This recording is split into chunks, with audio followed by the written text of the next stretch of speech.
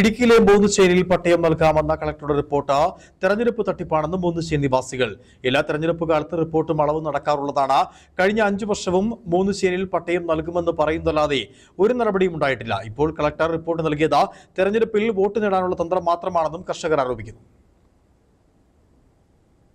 ഇടുക്കിയിലെ വിവിധ വൈദ്യുതി പദ്ധതി പ്രദേശങ്ങളിലെ കൈവശക്കാർക്ക് പട്ടയം നൽകുന്നത് സംബന്ധിച്ചുള്ള റിപ്പോർട്ട് ജില്ലാ ഭരണകൂടം സർക്കാരിന് സമർപ്പിച്ചത് തെരഞ്ഞെടുപ്പ് തട്ടിപ്പാണെന്നാണ് മൂന്നുചേരി നിവാസികൾ പറയുന്നത്. പിണറായി സർക്കാരിന്റെ 2ാം വരവിൽ മൂന്നുചേരിയിൽ പട്ടയം ലഭിക്കുമെന്നായിരുന്നു വിശ്വാസം. എന്നാൽ സർക്കാർ പട്ടയ നടപടികൾ നടത്തിയില്ല.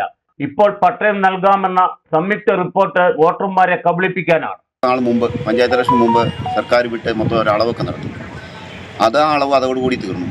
അതിന് ശേഷം ഇതുവരെയും അതിനെക്കുറിച്ച് നടപടി ഉണ്ടായില്ല. ഇപ്പോൾ ഈ അടുത്ത ഇലക്ഷൻ നിയമസഭാ ഇലക്ഷൻ ആയ സമയത്ത് പട്ടയം കൊടുക്കുമെന്ന് പറഞ്ഞുകൊണ്ട് വീണ്ടും ഒരു വാർത്ത, ഒരു സർവകക്ഷി യോഗം വിളിക്കുകയും അത് കളക്ടറുടെ നിർദ്ദേശപ്രകാരം റിപ്പോർട്ട് കൊടുക്കാനൊക്കെ പറഞ്ഞിട്ടുണ്ട്. ഇതും ഈ ഇലക്ഷന് മുമ്പ് ഒരു നടപടിയും ഉണ്ടാകുന്ന ഒരു പ്രതീക്ഷ ഞങ്ങൾക്കില്ല.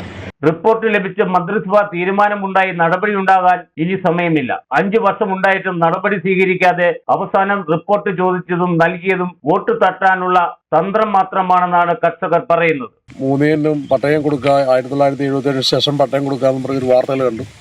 കളക്ടറേറ്റിൽ അതിനുള്ള ഓർഡർ ഒന്നും പറയുന്നു. അതുപോലെ തന്നെ ഫേസ്ബുക്കിലും വാട്സപ്പിലും ഒക്കെ സീനിയോറിറ്റി ലിസ്റ്റുകളൊക്കെ കാണുന്നു.